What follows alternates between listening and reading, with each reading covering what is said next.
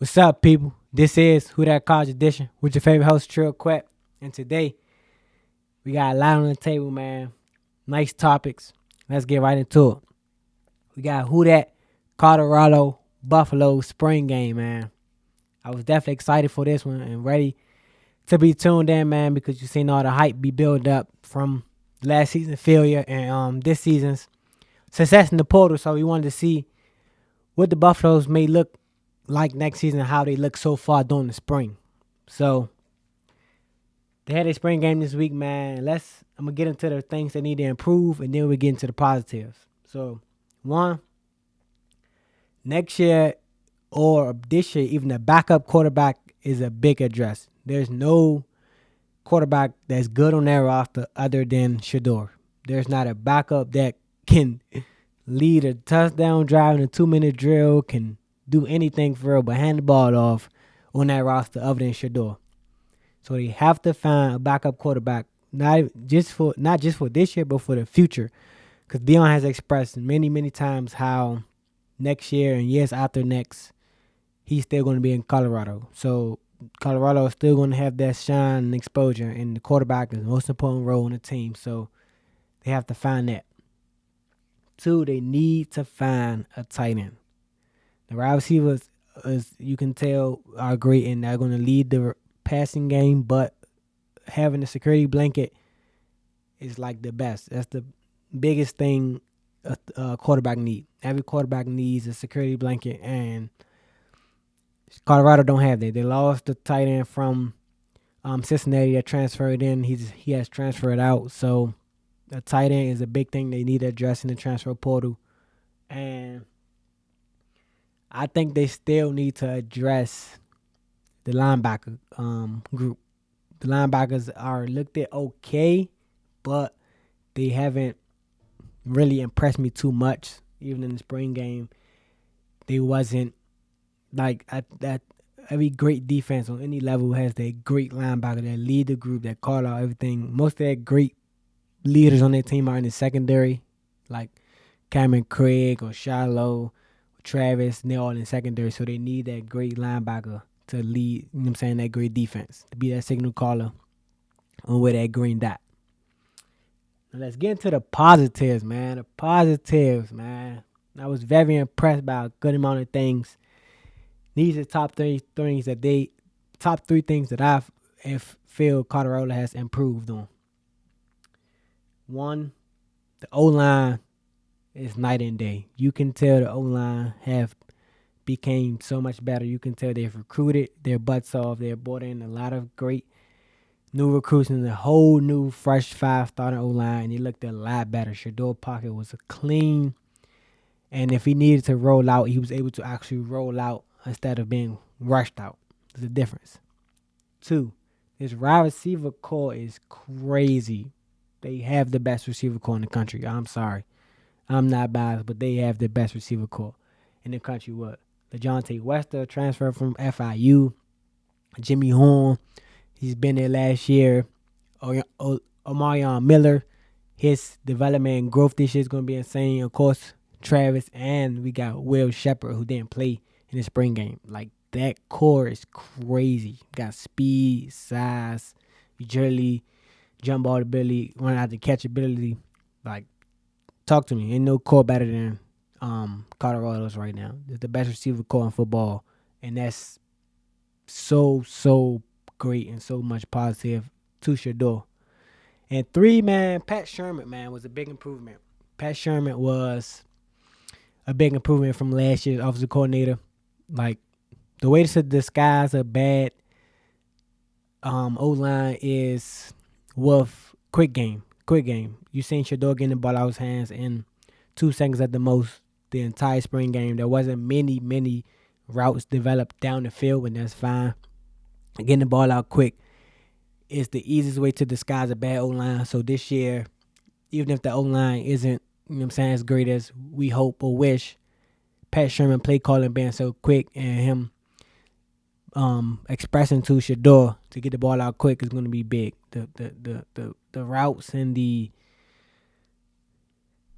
the plays how they was developed was just so much better. It was a lot of long developed routes last year, and Shador talked about how last year there was a lot of option routes. You don't know if they're going to go left or right, and with a bad O line, that is a um recipe for disaster. If my O line is terrible, so I only got a time in my head, but I don't know if my receiver's going to go left or right. You know what I'm saying? The best quarterbacks, you know what I'm saying, the Patrick Mahomes and Aaron Rodgers, they hit their guys as soon as they make that break. But if I don't know if he's going to go left or right and I'm getting pressured, so that success was terrible last year. But this year, Pat Sherman definitely has made an improvement in that. Those are my three things that should Colorado have improved on from last season throughout the spring. Also, they've gotten a lot bigger, man. They're not this small little team, little fast, little social media team. They love to say we're playing for clicks, Cremoni. But man, I'm excited, man. My Buffalo is gonna be nice next season, man. Stay down. After watching that, I'm really, really expecting a 10-win season. I really am. 10 wins is 9 is the floor, man. 9 is the floor. I don't care. 8.5 is our floor. I'm putting the bet in now. FanDuel, lock me in. 100 on it. 8.5. I'm putting it in. Colorado Buffaloes to win. 8.5 at least. That's the floor. So you know what we do here, man. Shador, Travis. Next. It was the draft this weekend, man. A lot of college players had their childhood dreams come true. And I was very excited. I love watching the draft, man. Seeing those guys cry when they get that call. And the big thing I always say is the guys that cry gonna be a dog. The guys who don't cry when they get that call, they already made it in their head. They already make, especially now, they already making that NIL money. And they feel as though they, you know what I'm saying? Man, you just made it to the NFL. I'm crying my eyes out. You know what I'm saying? Especially first round. I'm crying. So we got who that draft winners this year, man. Number 1, I'm going with the Cardinals, man. I think the Cardinals definitely hit well, man. They got Marvin Harrison, the best receiver in the draft, I believe. He will be one of the best receivers in the NFL. His pro comp to me is 100% Larry Fitzgerald. We've seen how Larry Fitzgerald been great so many years. Hope this team go to the Super Bowl. And I just see that, you know what I'm saying, happening, man. Him being a security blanket and a great target for Kyler Murray will be big for the Cardinals next season. Then they got Darius Robinson, edge from Missouri. His get off is crazy. His ability to get out the quarterback is just crazy, and that's one of the most important positions in the NFL, the edge rusher spot. So him coming in, I think, would be a dog. And they got Trey Benson, a great 3-down back from Florida State that can catch the ball to the backfield and pound the ball down a team's throat. Yes, they got James Carter, but he's a little older, so that 1-2 punch would be great, man. It would be great. That's number 1. Number 2, the Chiefs, man. The Chiefs really hit and won from one pick with Xavier Worthy, man. Xavier Worthy pro comp is who? Tyreek Hill. The speed with Patrick Mahomes is just crazy, like match made in heaven. We already seen what that match, you know what I'm saying? We already seen what that duo did. Now we're just getting another one with a fresher wide receiver. You know what I'm saying? He ain't as big, no Diddy as Tyreek, but the speed is the same. You can maybe argue it's more. You don't know. 40 say it may be more, but the speed is the same. So then they got Kingsley, the offensive tackle from BYU. The O-line was a little shaky last year, so him maybe coming in as a rookie would be big. He may start, he may not, but just that depth, or if he need to come in, I think Shorty would be nice. 4-year starter, lots of reps and experience at the tackle spot. And 3, man, sadly, the Eagles, man. The Eagles. They hit. You have to win if you hit 2 of the top 3 in one position. Quinyon Mitchell, corner, and Dijon Cooper, corner from Cooper is from. Dang, what am I talking about? Cooper, Dijon, Quinyon Mitchell, and Dijon Cooper from Missouri. Not Missouri. Oh my God, I'm having a brain fart. Quinyon Mitchell and Cooper Dijon, yeah, from Iowa. Sorry, from Iowa. Cornerbacks, they hit on both of them too. Um, and they needed that. Last year, their secondary was sus, and they hit on at least two out of top five cornerbacks in the draft. It's crazy, and they hit at a low key. Jeremiah Trotter, linebacker from Clemson, is a steal. He's a steal. He's a great linebacker with versatility that can cover out of the backfield and that can come up, come up and fill the hole. So those three picks, got them the third spot. So my draft winners for this year: one, the Cardinals with Marvin Harrison, Robinson, and Trey Benson being the start three picks. Two, the Chiefs with Worthy, was just already amazing, and then a great offensive tackle in Kingsley from BYU. And three, the Eagles hitting on Quinyon Mitchell and Cooper Dijon and Jeremiah Trotter. Got them the third spot. Lastly, we got who that NCAA Women's Portal rankings.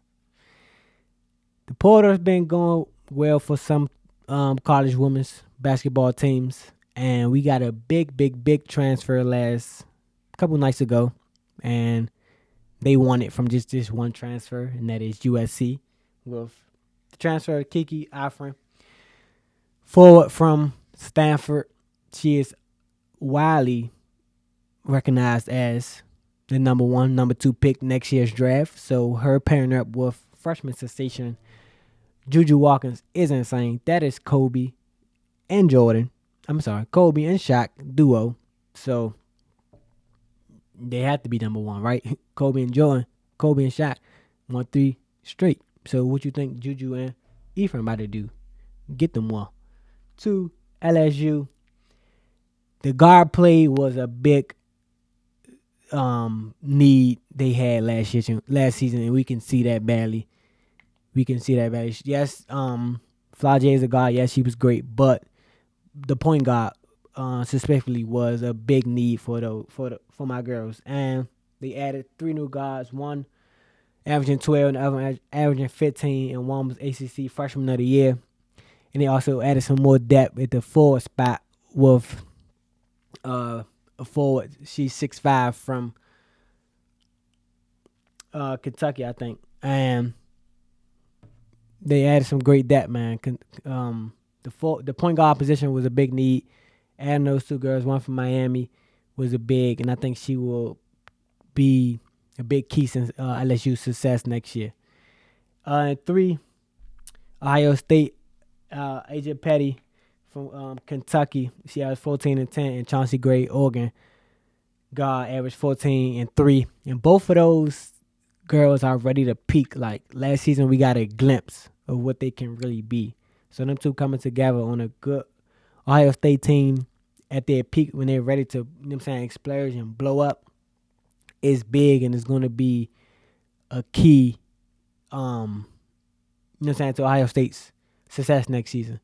So my top 3 women's portal rankings right now is 1, USC with Kiki Afrin, transfer, crazy transfer, best player in the transfer portal.